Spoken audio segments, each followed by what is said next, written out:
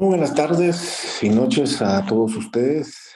Bienvenidos a un webinar más de Integra Cancer Institute. Soy el doctor Eduardo Garzuzzi, director médico de nuestra institución, y hoy queremos platicarles sobre lo que es las leucemias. Las leucemias, pues, es un grupo de enfermedades hematológicas es un tema muy complejo, muy amplio, pero para eso tenemos aquí a la doctora Judith Pineda, que nos va a tratar de explicar eso en términos bastante sencillos para todos nosotros. La doctora Judith Pineda, algunos de ustedes ya la conocen, es graduada de la Universidad San Carlos de Guatemala, hizo sus estudios de medicina interna en el Hospital Roosevelt y finalmente sus estudios en hemato-oncología en el Hospital Civil de Guadalajara, de la Universidad Autónoma de Guadalajara. Eh, Así que vamos a hablar sobre las leucemias. Por favor, pueden escribir sus preguntas o sus comentarios al chat o al botón de Q&A y las vamos a abordar al final de las charlas. Así que, por favor, Judith, bienvenida. Muchas gracias nuevamente por venirnos a explicar sobre un tema tan importante. Gracias. Muchas gracias a todos. Buenas noches. Gracias por estar unidos en este webinar. Vamos a empezar a hablar sobre leucemia, que es un tema bien importante que creo que todos tenemos algunas dudas o algunas confusiones al respecto. Entonces yo creo que súper importante que las aclaremos, ¿verdad? Vamos a tratar de ser breves para que no se me desesperen, pero lo suficientemente claros para que nos queden los términos importantes en mente, ¿verdad? Bueno, vamos a empezar a hablar de leucemia. Como me presentó el doctor Eddie Garzuzzi, soy la doctora Judith Pineda, soy especialista en hematología. Y lo primero que vamos a hacer es definir qué es una leucemia. Pues la leucemia es una enfermedad maligna de células de la sangre. Es lo que podemos definir como un cáncer hematológico. ¿Sí? ¿Qué es un cáncer hematológico? En la sangre tenemos diferentes tipos de células. Les pongo este esquema porque creo que es bien importante que ustedes sepan lo que es una célula troncal, porque está muy diseminado en el ambiente el término trasplante de células madre o trasplante de células troncales hematopoyéticas. Las células troncales pues son las mamás de todas las demás células de la sangre. Como se darán cuenta, pues en la sangre, según está en este esquemita, tenemos que en la sangre hay distintos tipos de células. Hay células blancas, que pueden ser linfocitos, que pueden ser granulocitos, que pueden ser monocitos, que estas células blancas nos defienden de las infecciones, de distintas infecciones. Hay plaquetas, que son las células encargadas de la coagulación, y están los famosos glóbulos rojos, que son los que llevan la hemoglobina y nos mantienen oxigenado el cuerpo. Cualquiera de estas células de la sangre pueden estar afectadas por un cáncer hematológico y denominarse leucemia. Cuando tenemos una alteración en esta hematopoiesis, que es como se llama la producción de células de la sangre, hacen una leucemia aguda. ¿Qué va a pasar? De la maduración de las células mamá, que tienen sus bebés, se vuelven niños, adolescentes, adultos que ya trabajan, se quedan las células estancadas en alguna etapa, ya sea en células bebés o en células infantes o en células preadolescentes, y nos dan blastos que no tienen las funciones que tienen normalmente las células de la sangre. Estas empiezan a tener muchos hijos o a multiplicarse descontroladamente sin morirse y hacen esta proliferación neoplásica. Esto puede afectar los tejidos. ¿Por qué? Porque infiltran, o sea, llegan y como están en la sangre, se meten en otros tejidos o en la fábrica de la sangre desplazan a las células normales que nos hacen las demás células normales, ¿verdad? Entonces se sustituyen todas por células que son blastos, que no tienen mayor función. Muchos dirán, pero ¿por qué me da leucemia? Que creo que es el tema que siempre preguntan los pacientes cuando uno hace un diagnóstico. La leucemia no es una enfermedad que sea de una sola causa. Generalmente es multifactorial y es muy difícil que nosotros podamos determinar por una sola cosa qué fue lo que pasó. Hay factores genéticos que están implicados, o sea, mutaciones de nuestro material genético en nuestros cromosomas. Hay factores ambientales que están implicados, aquellas personas que tienen exposiciones tóxicas o exposiciones a radiación, a pesticidas. Los factores inmunológicos también, aquellas personas que tienen muchas infecciones o tienen infecciones crónicas que hacen que nuestro sistema inmunológico tenga multiplicación descontrolada. Todo se puede unir y desencadenarnos finalmente una leucemia. Hay varios tipos de leucemia. Cuando nosotros hablamos de leucemia, como les decía, es un cáncer hematológico. Y estos cánceres hematológicos son diferentes. No es leucemia, todas son iguales, no. Hay leucemias que son agudas o crónicas, dependiendo de la forma de instauración. ¿Qué significa esto? Una leucemia aguda es una leucemia que se desarrolla de forma muy rápida. Generalmente es una leucemia agresiva y son las que necesitan tratamiento con quimioterapia. Estas son las leucemias que son urgencia, las leucemias agudas. Están las leucemias crónicas, que son leucemias que se van desarrollando a lo largo de meses, a lo largo de años, a veces, que tienen menos sintomatología y el tratamiento, si bien puede ser intensivo, no es un tratamiento ablativo como el de las agudas, y muchas veces ni siquiera es quimioterapia, sino que son terapias dirigidas. No botan el cabello, no dan náusea, no resecan la piel, como el tratamiento de las leucemias agudas. Después de la clasificación en tiempo, que es agudo y crónico, y este agudo y crónico también habla de las células si son maduras o inmaduras. Agudas son células inmaduras que se multiplican rápido, crónicas son células maduras que se multiplican un poco más lento. Tenemos la estirpe. ¿Qué tipo de célula está afectada? Si son células de la estirpe mielocítica o si son células de la estirpe linfocítica. ¿Por qué es importante esto? Porque los tratamientos son diferentes. Entonces tenemos que definir si las células son mielocíticas o linfocíticas y posteriormente ya clasificamos las enfermedades como leucemias agudas y crónicas, mielocíticas o linfocíticas. Como se dan cuenta, son los 4 grandes grupos. Después de estos hay más subgrupos que no vamos a entrar en detalle, pero ya solo con estos 4 grupos grandes ya podemos tener información sobre tratamiento, sobre pronóstico y sobre el curso de la enfermedad. ¿Por qué nos desarrollamos leucemia?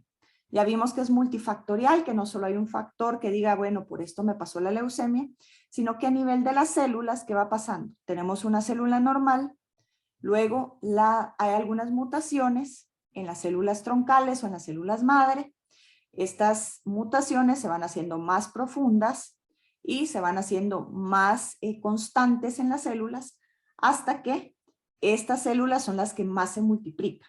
Y estas células con mutaciones adquiridas les confieren mayor supervivencia, o sea, viven más, y incapacidad de regularse. O sea, las células pierden la capacidad del control, son células descontroladas que se multiplican y que no se mueren. Las manifestaciones clínicas, vamos a empezar por la leucemia aguda, que es la leucemia más agresiva. Vamos a dejar las leucemias crónicas para el final. Las manifestaciones de la leucemia aguda son más intensas, más rápidas, dan más problema en los pacientes. Las principales manifestaciones de la leucemia aguda tienen que ver con la infiltración de las células malignas en la fábrica de la sangre. ¿Qué quiere decir esto? La mayoría de células que están en la fábrica de la sangre ya no son funcionales, entonces las células que normalmente debieran estar ahí se desaparecen, ya no se multiplican y nos empiezan a dar problemas. Que se bajen los glóbulos blancos llamados neutrófilos, que son los que nos defienden de primera línea contra las infecciones, nos da neutropenia, que obviamente nos predispone a tener más fiebres, a tener infecciones. Por eso esta es una de las manifestaciones más predominantes en los pacientes con leucemias agudas. Empieza a tener fiebres inexplicables o infecciones poco controladas que ya han tomado antibiótico y siguen haciendo fiebre. Nos producen anemia, ¿por qué? Porque las células de la sangre, los glóbulos rojos que llevan la hemoglobina con oxígeno, tampoco se producen adecuadamente, entonces nos dan datos de anemia. cansancio, fatiga, palidez. Y las células que son encargadas de coagulación, que son las plaquetas, tampoco se pueden producir adecuadamente. ¿Y qué pasa? Nos empiezan a salir moretones, nos sangran las encías, nos sangra la nariz, o hay hemorragias en distintos tipos. Todo esto es por la invasión o la multiplicación de los blastos en la fábrica de la sangre. Estos blastos, como están dando vueltas en nuestra sangre, también nos pueden infiltrar otros tejidos, principalmente los ganglios, que nos pueden dar adenopatías, nos pueden infiltrar el hígado, el vaso y esos hacerse grandes, nos pueden causar dolor de cabeza, nos pueden causar dolores o crecimientos de las encías, de la piel, y aún en los varones puede crecer uno o ambos testículos, porque estas células pueden quedar atrapadas en estos tejidos. El principal síntoma, si se dan cuenta en este cuadrito, les dividí los síntomas clínicos de las leucemias agudas, tanto las linfocíticas como las mielocíticas. Las leucemias linfocíticas son de linfoblastos, son unas células de la sangre que se llaman linfocitos bebés, que son los que se multiplican. Y las leucemias monocíticas son de la estirpe mielocítica, que pueden ser monoblastos, mieloblastos, eritroblastos o tromboblastos. Son todas las demás células de la sangre que no son los linfocitos. El principal síntoma que tienen los pacientes con leucemia linfocítica aguda o linfoblástica es fatiga, seguida por los dolores en los huesos, porque es donde se están multiplicando las células, fiebres y hemorragia. Todo esto se explica por la anemia, por la trombocitopenia y por la neutropenia. En las leucemias mielocíticas, en vez de que nos dé tanta fatiga, esta se caracteriza principalmente por las fiebres que están asociadas a la infección y a la disminución de los neutrófilos, y después ya le siguen dolores, fatigas, hemorragias por las mismas causas que las linfoblásticas. Este cuadro clínico pues nos puede ir a nosotros orientando cuando el paciente nos llega a consulta. Otros síntomas que son más signos clínicos, lo que podemos ver en nuestro cuerpo, no lo que sentimos, sino que lo que vemos. Si se dan cuenta, los pacientes con leucemia linfoblástica tienen más tendencia a crecimiento de órganos como el hígado y el vaso y los ganglios linfáticos, porque generalmente estos órganos tienen linfocitos. Y cuando los linfocitos se vuelven malignos, pues proliferan en este tipo de tejidos. Puede haber infiltración al sistema nervioso central, que significa esto, que las células de la leucemia se nos meten en el líquido que recubre nuestro cerebro y nos pueden dar datos de dolor de cabeza, de visión borrosa, de visión doble, de que se nos paralice un lado de la cara. Esto puede ser algo significativo diagnóstico de leucemia, principalmente linfoblástica. Ya cuando vemos en las mielocíticas, entonces ya vemos que hay un poquito menos de este tipo de infiltraciones o de crecimiento. No significa que no lo haya, pero es más común en las linfoblásticas. Y lo que disminuye significativamente es la infiltración al sistema nervioso central. Las leucemias mielocíticas es raro que infiltren en el sistema nervioso central, si no imposible, pero sí hay infiltración en las monoblásticas principalmente. ¿Cómo vamos a diagnosticar una leucemia? Tenemos el paciente que consulta principalmente con síntomas o porque le hicieron una analítica, que es una hematología completa, una biometría hemática, que le encontraron hallazgos anormales. Entonces llega el paciente con nosotros, lo primero que hacemos es ver la morfología. Vemos las células en el microscopio para poder decidir si son células que son malignas o son células normales, y ya que vemos que puedan haber células malignas, entonces ya vamos a hacer una aspiración de médula ósea, en la cual vamos a hacer tipificación, o sea, para que nos diga qué tipo de leucemia es, si es mielocítica o linfocítica, y vamos a hacerle estudios genéticos para ver el pronóstico y la agresividad de estas enfermedades. Hacemos la clasificación morfológica, hacemos la caracterización genética o molecular, y dependiendo de todo esto y la situación del paciente, ¿qué significa esto? Si el paciente está fit o está con buen estado funcional, o si el paciente está demasiado delicado, es un paciente muy mayor, entonces vamos a tener que individualizar el tratamiento. Juntamos la mayor cantidad de información que se pueda y a decidimos en conjunto con paciente el tratamiento más óptimo para cada uno. Obviamente vamos a tener que ver estudios complementarios. ¿Por qué? Porque en este tipo de enfermedades, como son agudas, de multiplicación muy rápida, pueden haber complicaciones asociadas a esa multiplicación rápida de las células y pueden haber complicaciones del tratamiento intensivo que nosotros utilizamos para controlar las células. Entonces tenemos que ver que no hayan características de algo que se llama síndrome de lisis tumoral que nos puede dañar el riñón. Por eso es que pedimos esta serie de estudios como la función renal, que es creatinina, ácido úrico, nitrógeno de urea, vemos la deshidrogenasa láctica, que es un marcador de multiplicación celular, y vemos electrolitos. Además, determinamos si no hay infiltración en otros órganos, podemos hacer radiografías, ultrasonidos, podemos hacer una punción lumbar, que es sacar líquido de la espalda para ver que no hayan células malignas ahí. Y si tenemos infiltraciones en piel o en encías, podríamos llegar a hacer una biopsia de tejidos para ver si las células malignas están infiltrando también estos tejidos.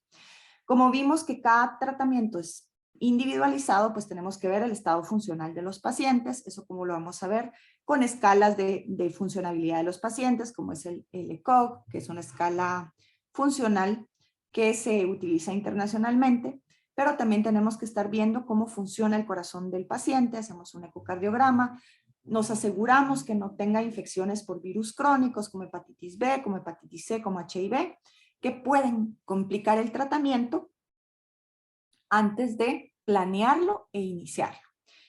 Ven que es un montón de estudios, pero estos generalmente se hacen rapidísimo en el transcurso de 1 o 2 días, no tenemos que demorarnos mucho, porque por ser unas enfermedades agudas, necesitamos intervenir lo más pronto que se pueda.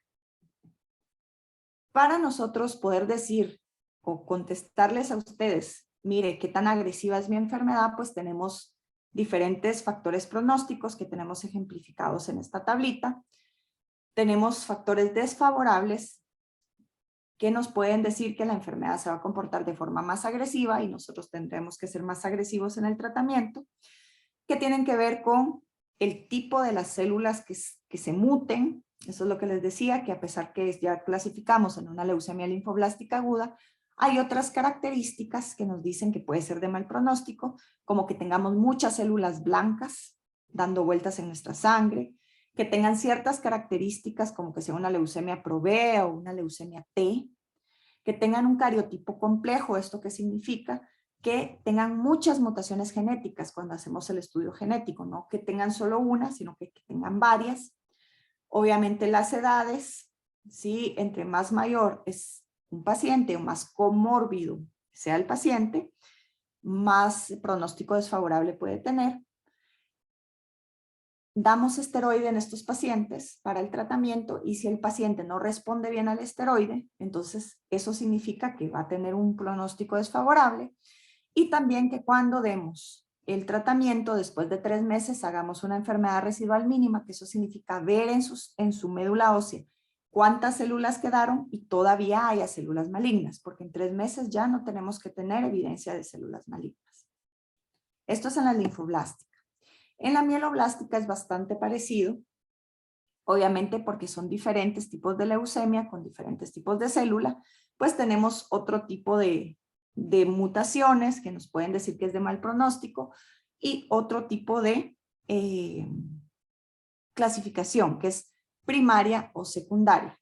Las leucemias mieloblásticas pueden ser secundarias a tratamientos previos, principalmente tratamientos establecidos con agentes muy tóxicos para la médula ósea como los agentes alquilantes, como algunos tipos de tratamientos reumatológicos que utilizan nuestros colegas reumatólogos para tratar ya sea lupus, artritis, para pacientes que han recibido tratamiento con quimioterapia previa, no por enfermedad de la sangre, pero que hayan tenido radiación o quimioterapias intensivas por otro tipo de cáncer que nuestros colegas oncólogos hayan planeado. Ellos nos pueden desarrollar una leucemia mieloblástica secundaria. Y las leucemias secundarias siempre tienen un pronóstico más desfavorable que las leucemias primarias o de nuevo. Bueno, cuando ya tenemos todas las características que necesitamos de nuestros pacientes, pues ya tenemos que ver si nuestro paciente es candidato a tratamiento intensivo o no. ¿Por qué? Porque muchas veces al tratar de curar nosotros esta enfermedad, en vez de ayudar al paciente, terminamos perjudicándolo, dándole un tratamiento muy intensivo y terminamos llevándolo al límite que pueda fallecer por infecciones, por sangrado, por desnutrición y no tanto por la leucemia. Entonces tenemos que evaluar bien a los pacientes antes de poder decidir si le podemos dar un tratamiento intensivo o podemos dar uno de mediana intensidad o uno de baja intensidad. Como ven en este esquemita, pues tenemos que ver muchísimas cosas, desde la función física del paciente, si está encamado, si no está encamado, si todavía se vale por él mismo o si no lo logra, si tiene muchas comorbilidades, que son comorbilidades que son enfermedades concomitantes, diabetes, hipertensión, enfermedad de tiroides, enfermedad gástrica, la función cognitiva, que quiere decir cuánto entiende el paciente sobre su enfermedad, qué tan preparado está para afrontarla, qué tan nutrido esté, cuál es su soporte social, si es su familia, si es su pareja, si son amigos, si está solo, si es un paciente que no tiene soporte social, obviamente no podemos darle un tratamiento intensivo porque no hay quien lo apoye. Y algo importante que a veces se nos olvida es la salud psicológica. Si un paciente no está preparado psicológicamente para tomar un tratamiento, por muy bueno que sea el tratamiento, puede no funcionar porque el paciente puede no adherirse al tratamiento, no entender la importancia de que lo siga como uno lo indica, o puede mentir sobre el tratamiento y todo esto nos va a dar resultados poco favorables. Hay distintos tipos de tratamiento. Actualmente las leucemias agudas han avanzado muchísimo en investigación y tenemos distintos tratamientos que pueden ser personalizados dependiendo de las características de cada paciente. Está la quimioterapia convencional, que fue la primera que se instauró desde hace más de 50 años y es la que todavía se puede utilizar en los pacientes. Generalmente es una terapia intensiva y tenemos que clasificar bien a los pacientes que la deben recibir. Es la más accesible en cuanto a costos, pero muchas veces con la investigación nos hemos dado cuenta que no es lo más indicado para todos los pacientes. Si bien puede funcionar, hay veces que necesitamos añadirles algún otro tratamiento dirigido o un anticuerpo monoclonal para que el tratamiento sea más efectivo. Que eso es lo que viene. El tratamiento dirigido a diana molecular, que se refiere a que va dirigido a una proteína específica que está mutada en las células malignas, o a un anticuerpo monoclonal que va dirigido contra una proteína que tiene la célula en su superficie, que la puede marcar y decir, esta célula mala la voy a destruir.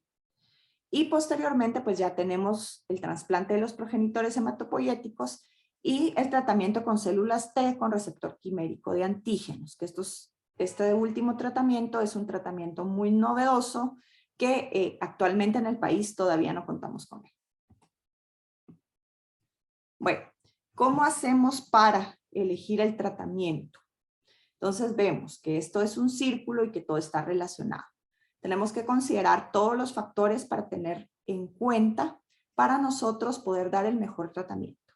Desde lo más básico del paciente, como su edad, como las enfermedades que tiene, como su estado funcional, como el soporte social, como el estado psicológico, todo lo que les expliqué anteriormente, pasando por los factores relacionados con la enfermedad, que es ver la genética de la enfermedad, ver el tipo de leucemia que tiene el paciente, el tipo de células que tiene, si es una leucemia que se multiplica muy rápido o no, y después ver cómo va a responder el paciente. Necesitamos utilizar medicamentos que alcancen la respuesta completa. ¿Qué significa esto? Que elimine completamente las células neoplásicas. Ese es como que el objetivo de nuestro tratamiento. Tenemos que planear qué vamos a hacer cuando el tratamiento ya eliminó todas las células, si vamos a dar un mantenimiento, si solo vamos a vigilar por una recaída, si necesitamos mandar al paciente a trasplante de progenitores, si es posible o no es posible, y lo más importante que tenemos que tomar en cuenta siempre es la calidad de vida del paciente, porque de nada nos sirve tener un paciente vivo, pero que no esté disfrutando de esta vida que nosotros le estamos dando. Entonces, ahí sí que toda esta selección de tratamiento, todo esto que tenemos que pensar va con el conocimiento médico de la literatura, medicina basada en evidencia y obviamente los factores propios del paciente, que es desde su estado funcional hasta sus preferencias, porque puede ser un paciente que está totalmente fit o totalmente adecuado para recibir lo más fuerte y el paciente no lo quiere, lo tenemos que platicar y decidir en conjunto. Bueno, hablando de leucemia linfoblástica, que era de los grandes dos grupos de leucemias agudas. El tratamiento de las leucemias linfoblásticas va dada en etapas, igual que en las mieloblásticas. La primera fase o la prefase de tratamiento es el esteroide. Dar tratamiento de soporte, dar esteroide. ¿Qué significa esto? Dar transfusiones, si necesita transfusiones de células empacadas, de plaquetas. Empezar el tratamiento con esteroide, que empieza a hacer que las células de la leucemia se empiecen a morir. Y después empezamos ya con la quimioterapia como tal. Damos quimioterapia de inducción a la remisión. ¿Eso qué significa? Que damos un tratamiento bien intensivo para tratar de eliminar la mayor cantidad de células posibles.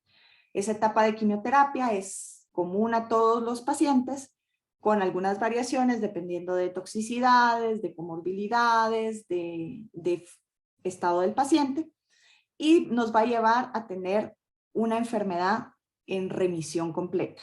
Después de eso, ¿qué necesitamos hacer? Necesitamos consolidar esa remisión. ¿Qué significa esto? Asegurarnos que todo lo que matamos siga muerto y no empiece a multiplicarse. Eso es lo que se llama consolidación. Podemos consolidar a los pacientes de dos formas. Lo podemos trasplantar con progenitores hematopoyéticos, que estos trasplantes deben de ser de alguien más, no puede ser de mí mismo, o podemos darle quimioterapia de consolidación. ¿Sí? Esto va a depender de las posibilidades, igual lo mismo, características del paciente, decisión del paciente, ¿cómo se llama esto? Información médica, etc. Y después de esto, que ya consolidamos, mandamos a mantenimiento.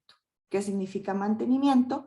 Vamos a tratar de mantener la enfermedad controlada con tratamiento de baja intensidad, por lo menos 2 años, que es lo que se ha demostrado, que funciona para que el riesgo de recaída disminuya. ¿Qué pacientes vamos a considerar para trasplante principalmente?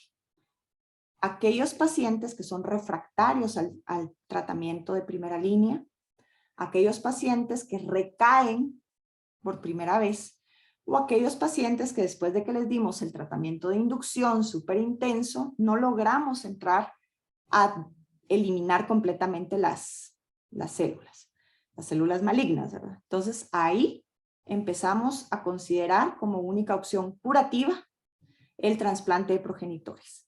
Obviamente hay otras opciones terapéuticas que ya no son curativas, que es cuando nosotros hablamos de paliativo, que es mantener la enfermedad sin curar. Pero cuando tenemos este tipo de características, la única opción curativa de un paciente es pasar a trasplante de progenitores hematopoyéticos. ¿Cómo decimos nosotros que una enfermedad entró en respuesta o en remisión completa? Que era lo que les decía que tenemos que hacer con los pacientes después de la inducción. No tenemos que tener blastos circulantes y si alguno de los órganos que hicimos la determinación inicialmente estaba infiltrado, ya no tiene que estar infiltrado. Tenemos que tener recuperación hematológica. ¿Qué significa esto? Plaquetas arriba de 100,000, neutrófilos arriba de 1,000 y que no haya recurrencia de ninguna de la sintomatología en 4 semanas. Y algo importante es que en la médula ósea, tenemos que hacer nuevamente biopsias de médula ósea, no vamos a encontrar más del 5% de estas células bebés malignas, ¿verdad? Que son los blastos. Hablamos de enfermedad refractaria cuando no tenemos una respuesta completa después de la inducción. Puede ser que tengamos 10%, que tengamos 20%, que tengamos 80%, por muy pequeño que sea arriba del 5%, o por muy alto que sea arriba del 5%, sigue siendo una enfermedad refractaria y eso nos da un pronóstico desfavorable. Y de ahí tenemos la enfermedad progresiva. Ya alcanzamos la respuesta completa, estamos en tratamiento de consolidación y empezamos a observar que hay progresión en los blastos. Empezamos a ver aumento nuevamente en la enfermedad medular o en la enfermedad extramedular, obviamente acompañada de ciertos síntomas. Esto es una enfermedad progresiva. Y hablamos de recaída cuando el paciente está en remisión completa, completamente con respuesta, y reaparece después de un tiempo la enfermedad. Ahora vamos a pasar a las leucemias crónicas, que son las, como habíamos platicado, las leucemias que son de células maduras, que son un poquito más lentas, un poco menos agresivas, que no necesariamente necesitan tratamiento intensivo con quimioterapia. Como se dan cuenta, aquí las dividimos en los dos grandes grupos también, que son mielocíticas y linfocíticas, y podemos ver que la sintomatología de la leucemia mielocítica generalmente se va desarrollando conforme van pasando los meses, incluye fatiga, pérdida de peso, sudoración nocturna, crecimiento del vaso, que es un órgano que tenemos del lado izquierdo abajo de las costillas, puede haber un poco de dolor óseo, y generalmente el diagnóstico se hace cuando le hacen una hematología o una biometría hemática al paciente y encuentran una gran cantidad de células, principalmente neutrófilos, en su resultado de hematología. Puede estar acompañado o no de anemia y trombocitopenia. Como esta es una enfermedad más lenta, no tan agresiva como las agudas, dependiendo de cuánto tiempo lleven infiltrando estas células en nuestra médula ósea, puede haber ya sustitución completa o parcial de la hematopoiesis normal, que es la producción de células normales de la sangre. Por eso es que a veces no hay ni anemia ni trombocitopenia con estas enfermedades. De ahí en la leucemia linfocítica crónica, esta generalmente el hallazgo es incidental, es porque se hicieron un chequeo general, o porque quisieron donar sangre, o porque cualquier cosa, fueron por otra enfermedad donde otro médico y eventualmente vieron que su hematología no estaba normal. Es principalmente un hallazgo incidental de laboratorio cuando hay muchos linfocitos en la biometría hemática, y al igual que la mielocítica crónica puede o no acompañarse de anemia o de trombocitopenia. Cuando la leucemia linfocítica ya nos da síntomas, tiene mucho que ver con la infiltración en los órganos que hay linfocitos, igual que en la aguda, que es el hígado, el vaso, los ganglios. Entonces estos órganos se crecen, hay adenopatía o ganglios crecidos, hay hígado crecido, hay vaso crecido, y pues ya cuando hay síntomas también nos puede dar sudoración en la noche y pérdida de peso. Para hacer el diagnóstico de estas enfermedades, que generalmente es, ay, miren, mi hematología no está normal, vaya con el hematólogo, nosotros vemos la morfología, igual que en las agudas. Vemos las células al microscopio y dependiendo de cómo veamos esas células, ya decidimos si hay necesidad de hacer una aspiración de médula ósea, en el caso de las mielocíticas, para hacer la translocación cromosómica 922, que es la característica alteración genética que produce esta enfermedad, o si solo tenemos que hacer una citometría de flujo en sangre periférica con mutaciones de mal pronóstico para las leucemias linfocíticas. Pero eso va a depender de la morfología que veamos nosotros en el microscopio. Para el tratamiento, si se dan cuenta, aquí en este tipo de enfermedades que son crónicas, no tenemos esta urgencia ni tenemos esta estadificación de que vamos a dividir los tratamientos en fases, sino que es generalmente el mismo tratamiento que se mantiene sostenido en el tiempo y no necesariamente es quimioterapia.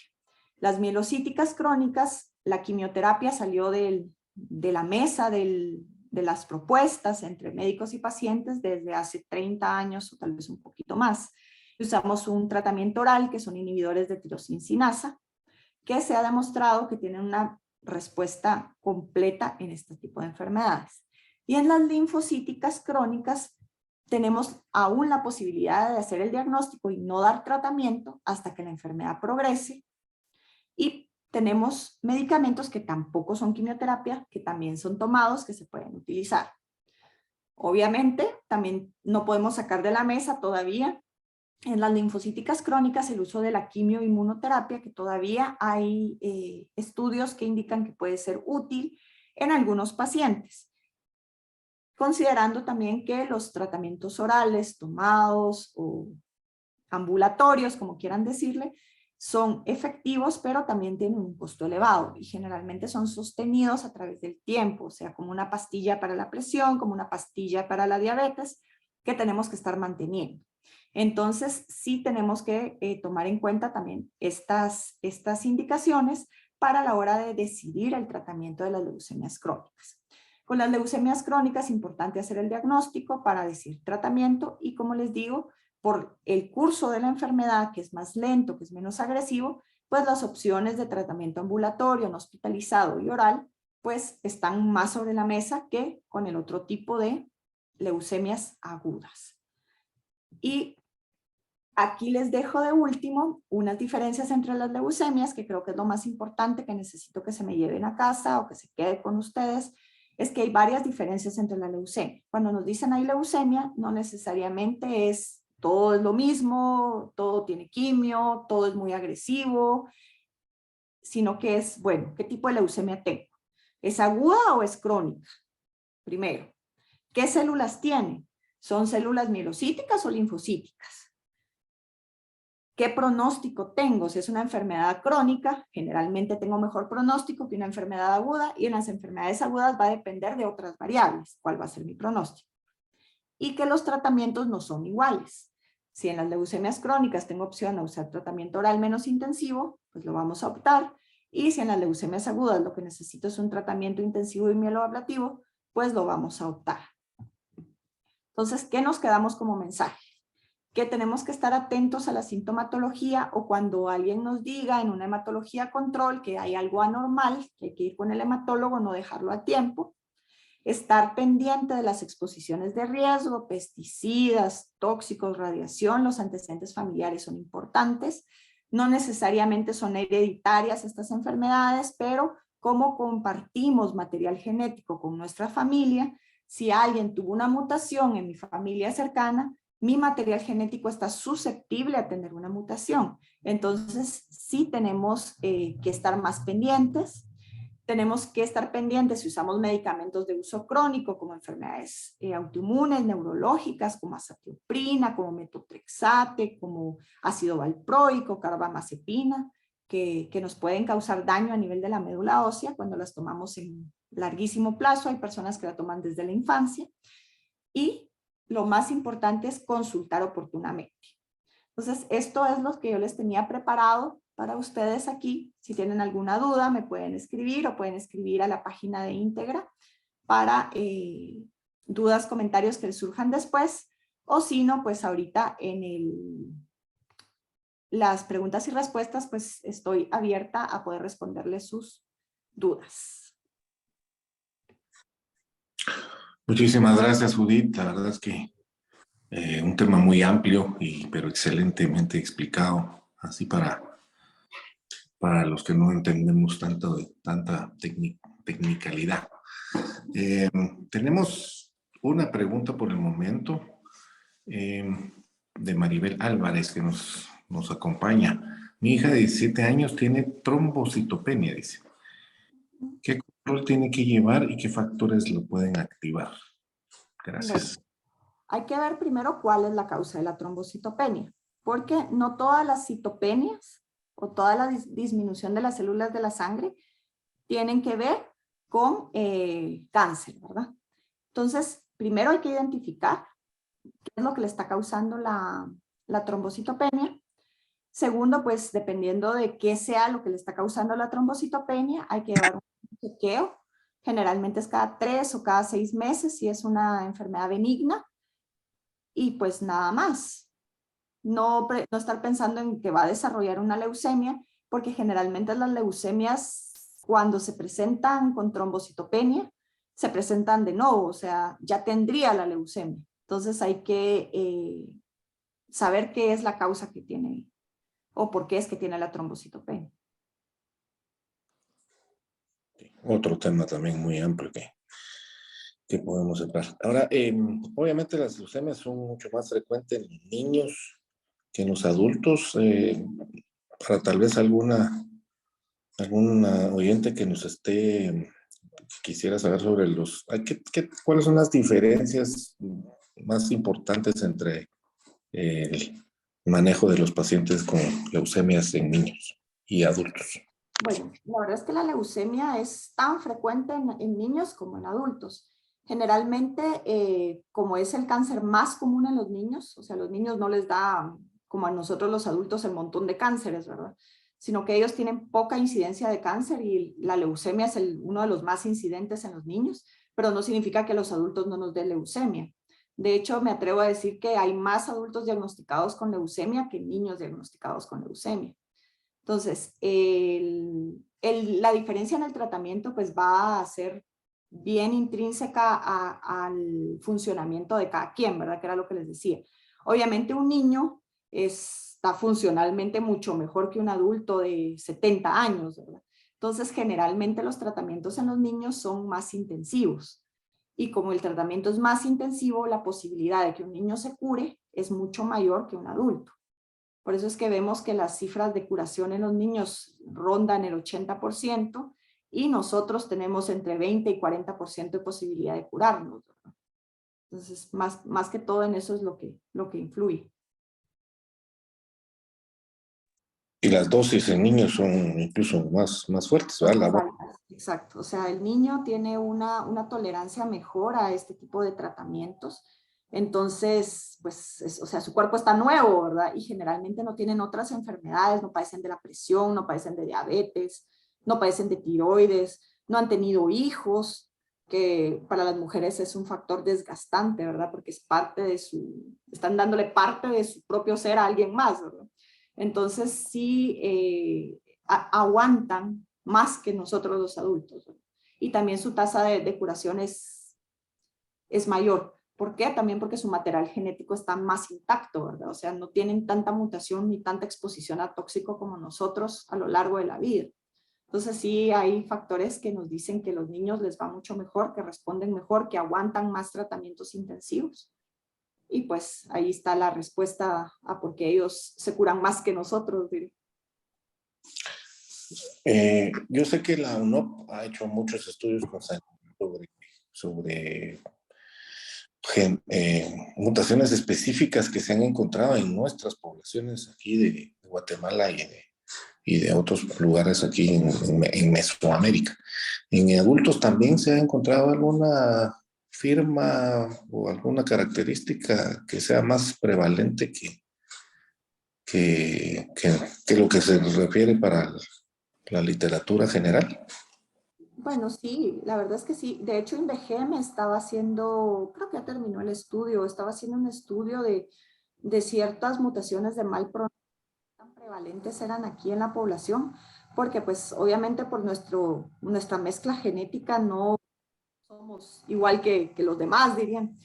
Y pues sí hubo una diferencia en cuanto a la incidencia de las leucemias de mal pronóstico aquí en el país, ¿verdad? De hecho, algo que llama mucho la atención es que las leucemias mielocíticas, que tienen tan mal pronóstico en otros lados, nosotros aquí no nos va tan mal comparativamente, ¿verdad? Con otros países. Entonces, pues yo creo que sí, la genética tiene muchísimo que ver. Eh, ¿Tiene estoy- otras tengo preguntas, una- no? otra pregunta, otro par de preguntas aquí. Buenas noches, doctora Judith. Si un paciente de 67 años tiene un informe de aspirado de médula ósea con francos cambios displásicos en las 3 líneas celulares y blastos mieloides en un 20%, que corresponde a un síndrome mielodisplásico, ¿esto ya es diagnóstico para leucemia? Sí, de hecho es diagnóstico de leucemia secundaria, porque evolucionó de un síndrome mielodisplásico, pero ya un 20% de blastos, ya la OMS nos dice que es una leucemia aguda. O sea, pudo haber evolucionado de una mielodisplasia, pero sí ya se diagnostica como leucemia aguda. Ok. Eh, en un hemograma, ¿qué es lo que uno debe evaluar? Esto en caso en ciertos hospitales solo se cuenta con un equipo de hemograma. Pues sí, es lo que les decía, se ven glóbulos blancos, estos pueden estar altísimos o bajísimos, y anemia y trombocitopenia. Eso con un hemograma es más que suficiente para ver alteraciones. Em, ¿cuáles son los factores ambientales que podrían predisponer a una leucemia? Todo ¿Existen? lo tóxico. Ahí sí que todo lo tóxico. En nuestro medio, que tenemos tanto agricultor, los pesticidas utilizados sin protección son una buena fuente de mutación genética. Entonces, pesticidas, plomo, radiación, hay ciertos tóxicos en el suelo, por ejemplo, cuando hay metales pesados y uno los está consumiendo de forma crónica, mucho preservante, mucho colorante también puede determinar que puedan haber más mutaciones genéticas.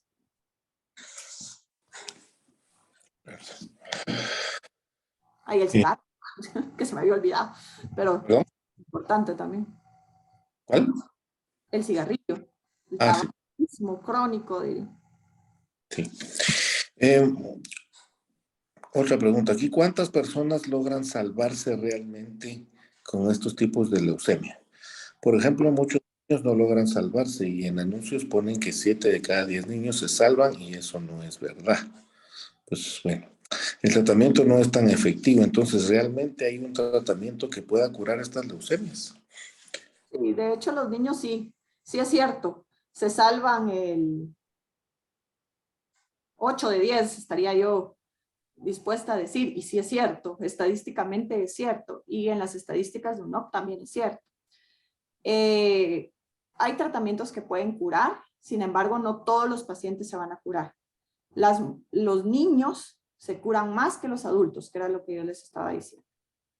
Así que los adultos me atrevería a decir que 3 o 4 de 10 son los que se curan y los niños 7 u 8. Otra cosa es cuestión de acceso a todo esto, ¿verdad? Muchos niños, sobre todo en el interior, jamás logran llegar o cuando llegan. Claro, ajá, o sea, si no tienen el tratamiento o llegan demasiado tarde, ya muy complicados, pues tal vez no es la leucemia, sino que las infecciones lo que los mata, ¿verdad? Exactamente. Buenas noches, gracias por compartir este tipo de conferencias. ¿Cuáles son las causas o orígenes de la leucemia? Bueno, ya lo abordamos. Eh, Excelente explicación, doctora. Esperando escucharla en una nueva ocasión. Creo que por el momento estos son. Voy a chequear el chat. Nada por aquí. Pues bueno, creo que una excelente exposición, Judith. Muchísimas gracias. Creo que quedó muy claro. Este webinar queda grabado. Lo pueden ustedes visualizar en nuestra red o también les vamos a mandar un link. Hay una última, doctor. No sé si. ¿Perdón? Hay una última pregunta, no sé si la logro ver.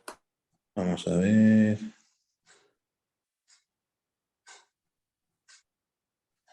Aparte, doctora, aparte de realizarse biometrías hemáticas, ¿qué otros métodos, pues no serían preventivos, pero de detección temprana podremos utilizar? Bueno, y sí que realmente con las enfermedades hematológicas es la biometría hemática, nuestro machete, dirían, lo que más usamos. Y tal vez para prevenir y todo, pues entre más, un estilo de vida más saludable tengamos, pues no solo vamos a prevenir este tipo de enfermedades, sino que otro montón, ¿verdad?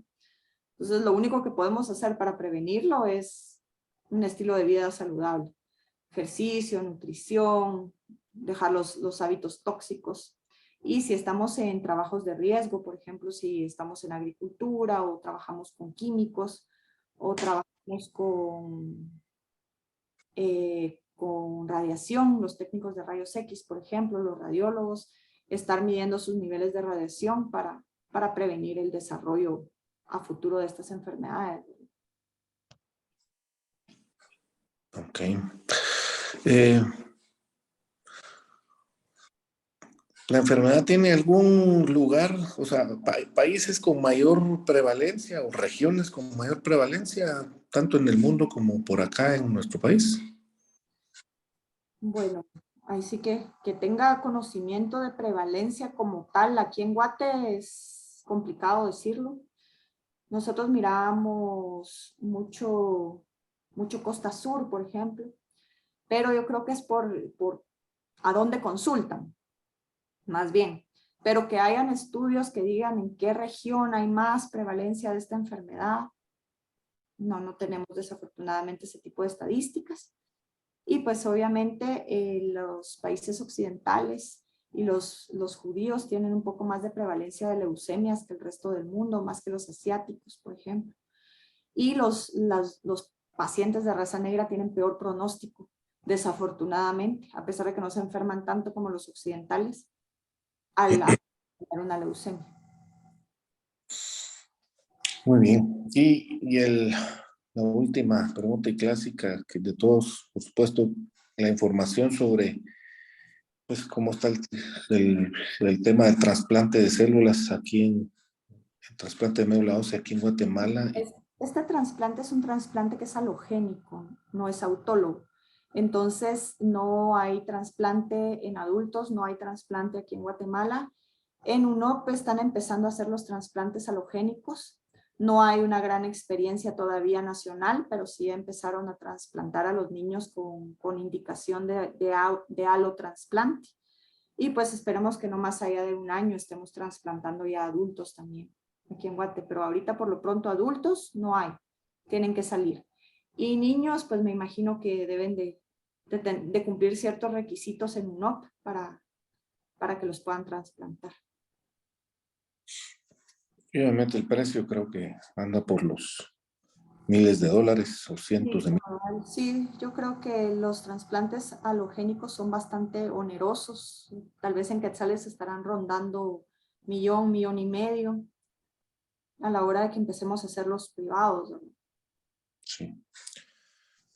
Cristian Morales, felicitaciones. Él escribe: saludos cordiales, soy sobreviviente de cáncer de una LLA.